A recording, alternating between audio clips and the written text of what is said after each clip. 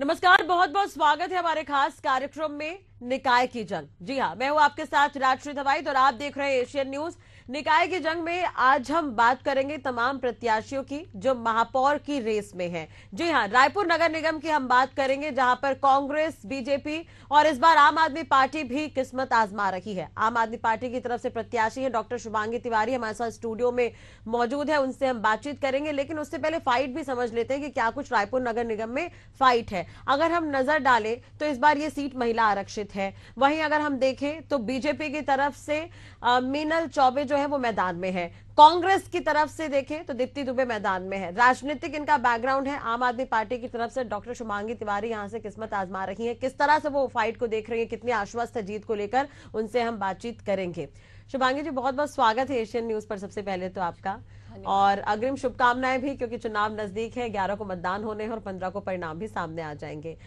तो सबसे पहले तो मैं आपसे यही जानना चाहूंगी कि आपने आम आदमी पार्टी ही क्यों चुना, और निकाय की जंग में अगर हम आपके दो और प्रत्याशियों की बात करते हैं, अगर हम बीजेपी और कांग्रेस की बात करते हैं तो इनका राजनीतिक बैकग्राउंड रहा है, लेकिन आप एक डॉक्टर हैं पेशे से और राजनीति में किस्मत आजमा रही हैं, तो किस तरह से देख रहे हैं इस फाइट को?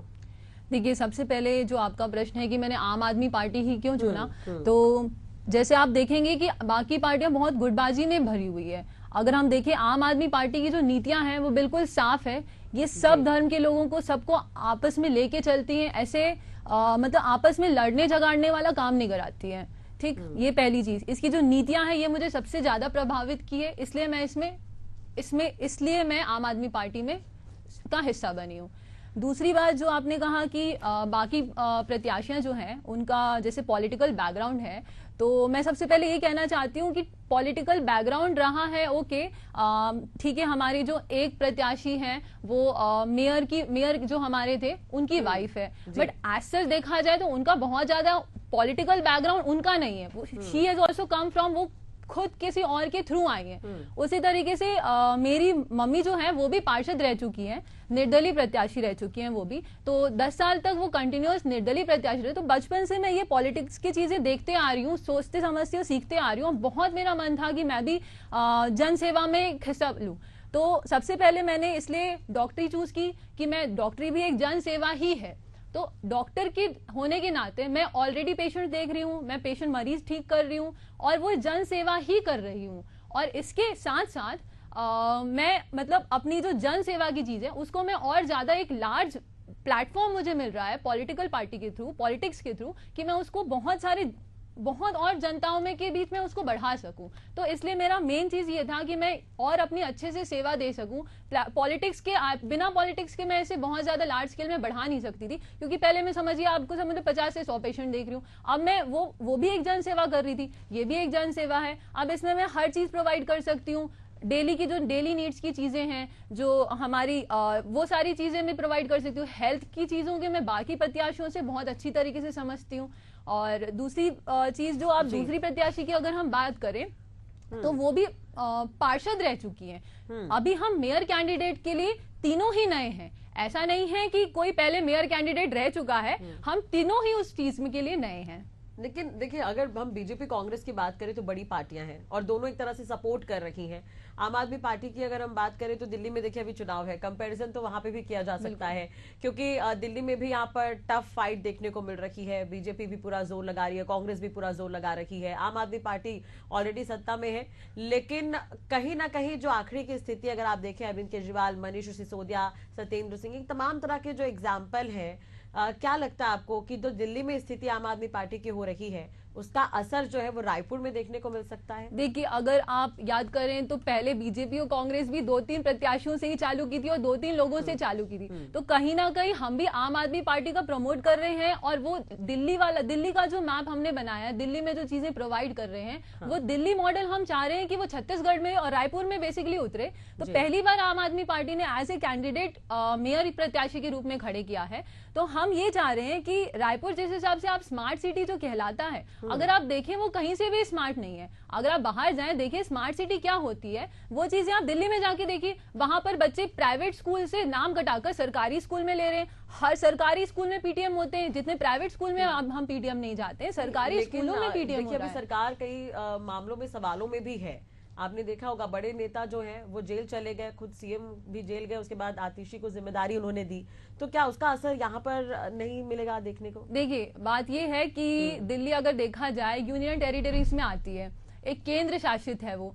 अगर आप पूरी पावर आप केजरीवाल को देखिए तब पता चलेगी क्या। और बाकी जो उनके ऊपर आरोप लगाए गए हैं वो बिल्कुल सिद्ध नहीं हुए हैं, वो बिल्कुल प्रूवन तो है नहीं। अगर कोई आदमी आगे बढ़ता है तो कहीं ना कहीं बाकी पॉलिटिक्स, बाकी ये पॉलिटिकल गुटबाजी आगे चलती है। कोई आगे बढ़ रहा है तो कौन चाहेगा कि आपसे कोई और आगे बढ़े? कोई नहीं चाहता है ये। तो वो सारी चीजें हम देखते आ रहे हैं, तो वो चीजें अभी प्रूवन नहीं है, तो हम उस चीज के ऊपर बिल्कुल ऐसे आरोप नहीं लगा सकते। तो विजन क्या है आपका, मतलब मोटो क्या है इस बार के चुनाव में, या कुछ नया कोई एक्सपेरिमेंट आप करना चाह रही है जो जनता के बीच एक मैसेज देकर जाए? 15 साल से जो जनता को नहीं मिल पाई है, मैं पहले तो वो चीज देना चाहूंगी, जो मूल सुविधाएं हैं।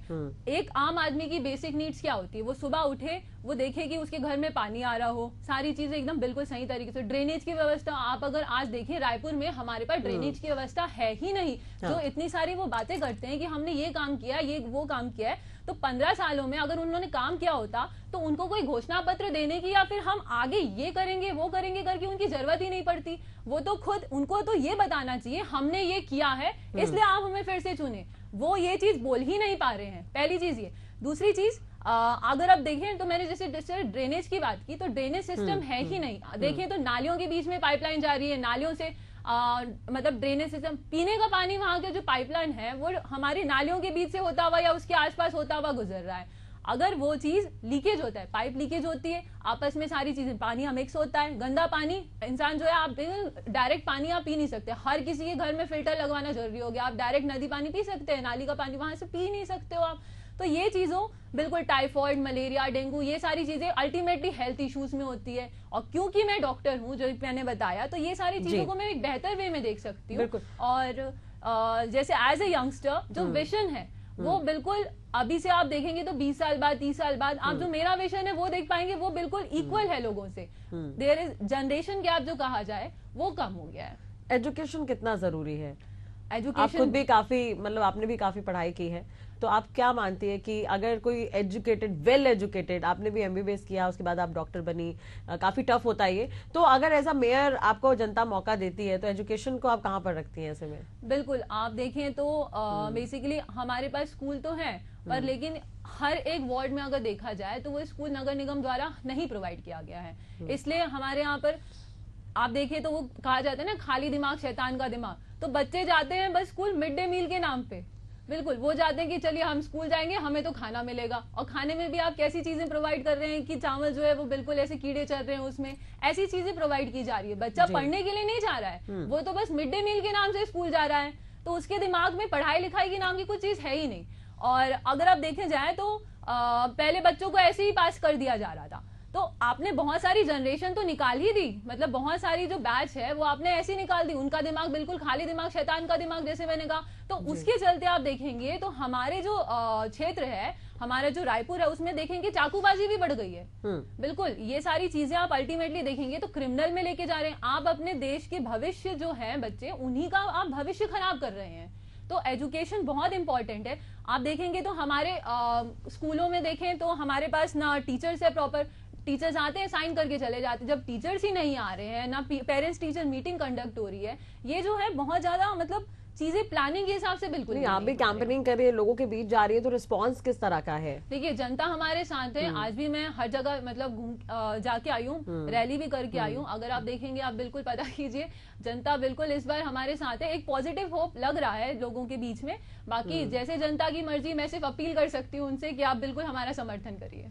बिल्कुल। तो आपको ऐसा लग रहा है मिरेकल की तरह होगा, क्योंकि बीजेपी कांग्रेस भी पूरा जोर लगा रही है, तो आम आदमी पार्टी यहाँ पर है, और आप कुछ वार्ड में भी आम आदमी पार्टी ने प्रत्याशी उतारे हैं इसके अलावा, यानी कि 70 वार्ड में अगर बीजेपी के कैंडिडेट है तो उसके कंपेयर कम है। बिल्कुल। तो किस तरह से आप देख रही हैं आम आदमी पार्टी कहाँ पर स्टैंड कर रही है? देखिए धीरे धीरे ही पार्टी आगे बढ़ेगी। हर वार्ड में हम अपने प्रत्याशी नहीं उतार पाए हैं, पर ये जो चीजें बहुत धीरे धीरे ही हम चीज को आगे बढ़ा सकते हैं, क्योंकि हम ये चीज हमारे, आप देखा जाए तो दिल्ली में चुनाव की वजह से हमारे जो बड़े दिग्गज नेता हैं वो वहां पर बिजी है, तो हम ये आपस में जो नगरीय निकाय चुनाव है वो बेसिकली जो यहाँ के प्रत्याशी जो हमने खड़े किए हैं वो बिल्कुल कहीं ना कहीं हमारे से बहुत पहले से समय से जुड़े हुए हैं, और बाकी वार्ड में भी हम अपने प्रत्याशी खड़े नहीं कर पाए हैं, पर लेकिन इसका रीजन वही है कि हम दिल्ली में जो चुनाव है उसकी वजह से वहां से जो नेता है वो एक कन्विंसिंग वे होता है, वो चीज हम नहीं कर पाए हैं, पर लेकिन वो हम बिल्कुल, पर जनता हमारे साथ है, और मैं तो यही कहना चाहूंगी कि 22 वार्ड में हमारे प्रत्याशियां खड़े और बाकी वार्ड में जा रही हूँ उसके लिए मैं बिल्कुल एफिशिएंट हूँ। देखिए, अभी आपने देखा होगा कि टिकट्स जब दिए गए या नामांकन की जब प्रक्रिया चल रही थी उस समय बीजेपी कांग्रेस दोनों में नाराजगी काफी देखने को मिली और बगावती सुर भी वहां पर नजर आए, और कांग्रेस में तो कुछ ज्यादा ही कला की स्थिति देखने को मिली। तो क्या लग रहा है इसका फायदा आम आदमी पार्टी को मिल सकता है?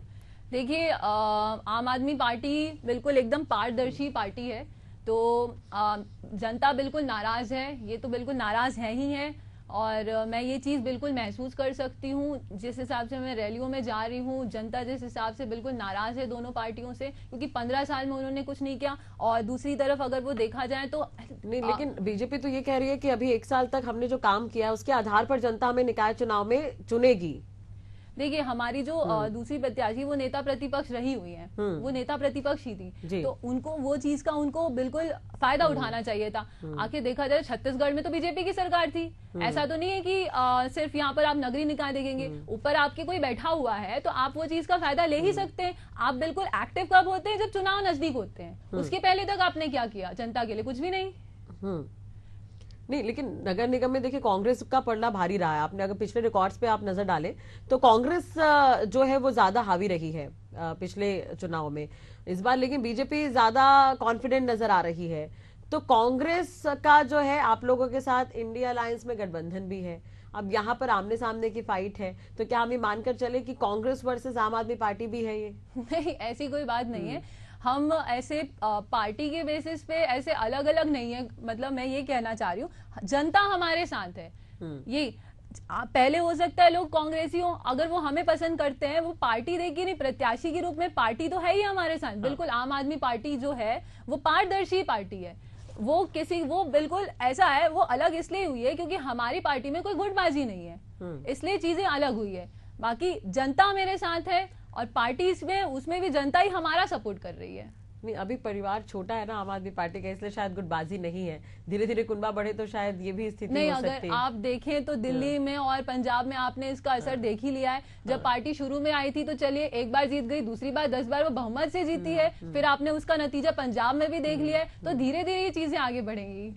बिल्कुल नहीं, लेकिन आम आदमी पार्टी की अगर हम बात करें तो दिल्ली में जो स्थिति है तो जनता तक तो वो मैसेज कन्वे हो रहा है। जिस तरह से ईडी की कार्रवाई लगातार चल रही है, भ्रष्टाचार के आरोप कांग्रेस पर भी लगे, और छत्तीसगढ़ में कांग्रेस अभी सत्ता से बाहर है, बीजेपी अभी सत्ता में है, तो इस तरह की जो कार्रवाई लगातार हो रही है, ईडी की जो कार्रवाई जो दिल्ली में देखने को मिल रही है, तो क्या दिल्ली से रायपुर उसका कनेक्शन हो सकता है? मेरा ये सवाल आपसे, क्योंकि पार्टी तो आम आदमी पार्टी है, आप कार्यकर्ता है उसके।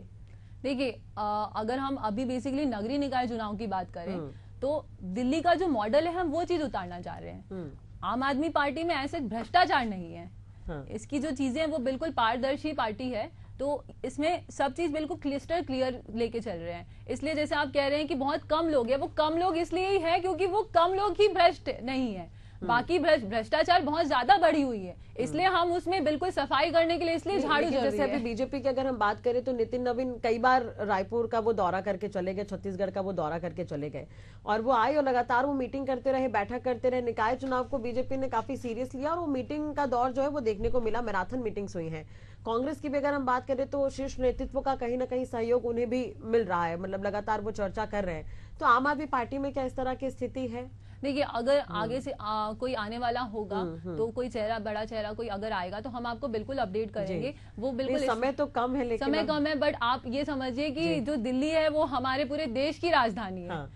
वहां दिल्ली का नाम पूरे फॉरेन में चलता है, हर जगह चलता है। जब दिल्ली में इतनी अच्छी चीजें हो रही है और दिल्ली में बेसिकली इलेक्शंस है, इसलिए वो यहाँ नहीं आ पा रहे। हम उसका हो सकता है कि 7 या 8 तारीख के बाद कोई ना कोई यहाँ पर आए, हम इसका बिल्कुल आपको अपडेट करते रहेंगे। एज अ कैंडिडेट आप चुनावी मैदान में हैं, तो आपका भी थोड़ा बैकग्राउंड मैं जानना चाहूंगी कि आपने किस तरह से राजनीति, यानी कि एक डॉक्टर होते हुए राजनीति तक आपने सोचा कि मुझे यहाँ पर आना चाहिए, तो कहाँ से कहाँ तक का सफर आपका रहा ये?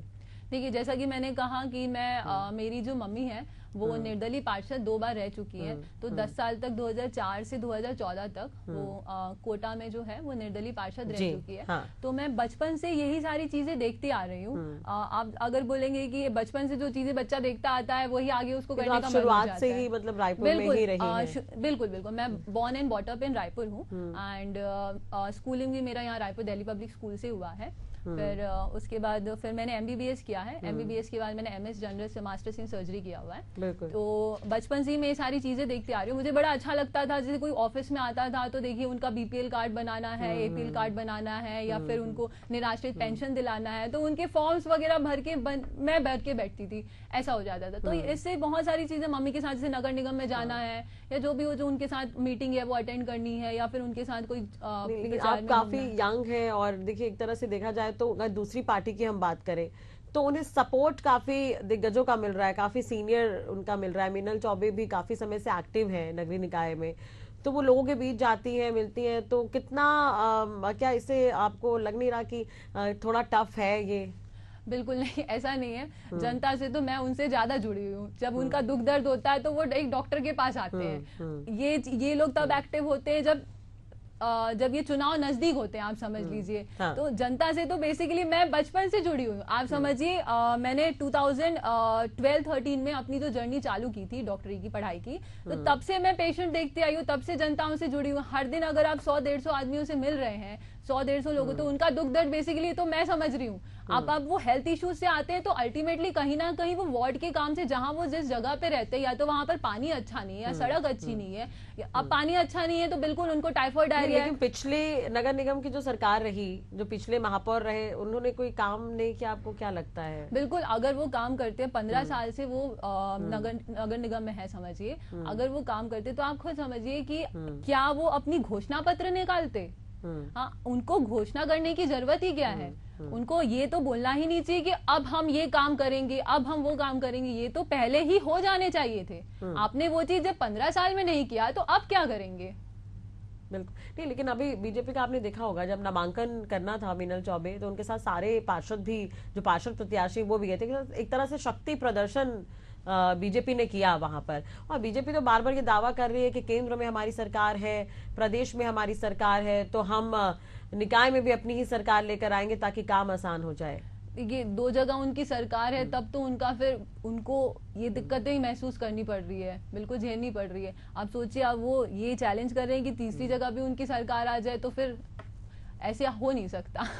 नहीं तो कुछ तो होगा। देखिए, जैसे कि आपने कहा कि उनके साथ लोग ज्यादा हैं, तो शक्ति प्रदर्शन करने के लिए उनको जरूरत है। आम आदमी पार्टी में ऐसी कोई चीजें होती नहीं है। आप देखा जाए तो फिर आप देखिए, उनको ये सोचना चाहिए कि अभी बच्चों की परीक्षा चल रही है। आप इतना शोरगुल और शोर शराबा करेंगे तो वो पढ़ाई कब करेंगे? देश का भविष्य है वो, आप उनके साथ खिलवाड़ कर रहे हैं। इलेक्शंस भी उस टाइम हो रहे हैं जब उनके परीक्षा है।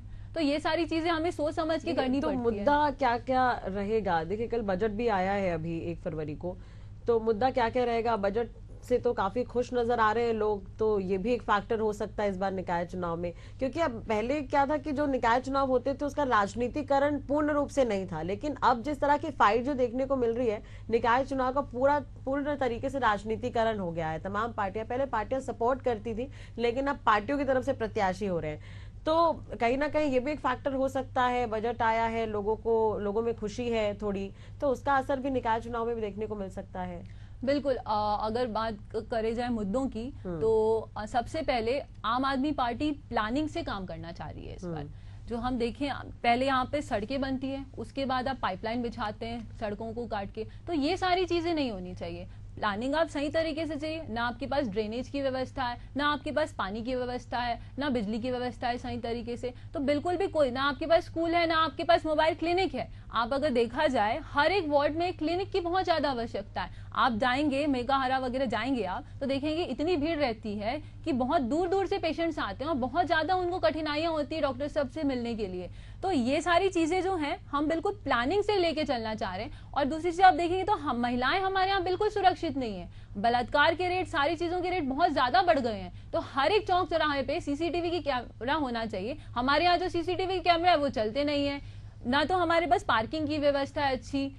ऐसे बहुत सारी तमाम चीजें हैं जिनको, और हमने अपने घोषणा पत्र जो बाकी सब पार्टी कह रहे हैं, हमने उसको गारंटी पत्र दिया है, उसमें हमने महिलाओं के लिए भी फ्री बस की सुविधा, बिल्कुल फ्री निःशुल्क ये भी प्रोवाइड की, ताकि इसमें महिलाओं को ज्यादा दिक्कतें ना हो। जी, एक आखिरी सवाल मेरा आपसे यही रहेगा कि देखिए अगर हम देखें निकाय चुनाव, तो ये गली मोहल्ले की जो समस्या है शुरुआत बेसिक से होती है। तो बेसिक से बढ़कर पहले पार्षद होता है, पार्षद के बाद हम मेयर के पास जाते हैं या अध्यक्ष के पास जाते हैं, उसके बाद हम विधायक तक जाते हैं। तो अभी तो बीजेपी की सरकार है, अगर जनता आम आदमी पार्टी को मौका देती है या आपको मौका देती है जनता, तो क्या लगता है सामंजस्य बिठाना आसान होगा? देखिए, मेयर के पास खुद का एक पावर रहता है, अगर वो चाहे तो नगर निगम की सारी चीजें वो स्वयं करा सकता है, उसको ऊपर से ऐसा कुछ नहीं है कि वो नहीं करा सकता है। आप जो मेयर का जो आपके पास पावर है, आप वो तो बिल्कुल जनता को प्रोवाइड कर सकते हो। जैसा कि मैंने कहा, एक आम इंसान को चाहिए क्या रहता है, मूल सुविधा, तो वो तो बिल्कुल मेयर के हाथ में ही रहता है, चाहे वो कोई सी भी पार्टी क्यों ना आ जाए। लेकिन लोगों की मेंटालिटी ये हो जाती है ना कि शायद जो सरकार चल रही है, अगर हम उसी पार्टी से प्रत्याशी को मौका दे दे तो जी वही चीज हम बदलने आए हैं। चले लोगों की जो मेंटालिटी है वही चीज उनको समझाने और बदलने आए हैं कि ताकि ऐसा नहीं है, मेयर के हाथ में उनके पास पावर जो रहता है वो बिल्कुल उन्हीं का पावर रहता है और वो चीज पर अमल कर सकते हैं। चलिए, अब चुनाव नजदीक है, आपको शुभकामनाएं एशियन न्यूज की तरफ से। बहुत बहुत शुक्रिया हमारे साथ जुड़ने के लिए और बातचीत करने के लिए। तो सुना आपने डॉक्टर शुभांगी तिवारी जो जीत को लेकर काफी आश्वस्त नजर आ रही है। उनका कहना है कि राजनीतिक तौर पर अगर देखा जाए तो जो कांग्रेस के प्रत्याशी है, बीजेपी के प्रत्याशी, वो भी कहीं ना कहीं नए हैं। हालांकि उनका बैकग्राउंड है, लेकिन वो कहीं ना कहीं से कनेक्ट होता है, जैसा उनका भी कनेक्ट होता है। तो आम आदमी पार्टी एक नया विजन लेकर आ रही है। दिल्ली में जिस तरह से आम आदमी पार्टी ने जीत हासिल की, जो बदलाव किए हैं, उसे रायपुर में वो एक्सपेरिमेंट के तौर पर करना चाह रही है। गारंटी पत्र आम आदमी पार्टी ने जारी किया है। खैर, आने वाला वक्त ही बताएगा कि मेयर की चेयर पर कौन बैठता है। इंतजार करना होगा 15 तारीख का। 11 को मतदान होंगे और 15 को परिणाम सामने आ जाएंगे। निकाय की जंग में आज के लिए बस इतना ही। खबरों के लिए आप देखते रहिए एशियन न्यूज।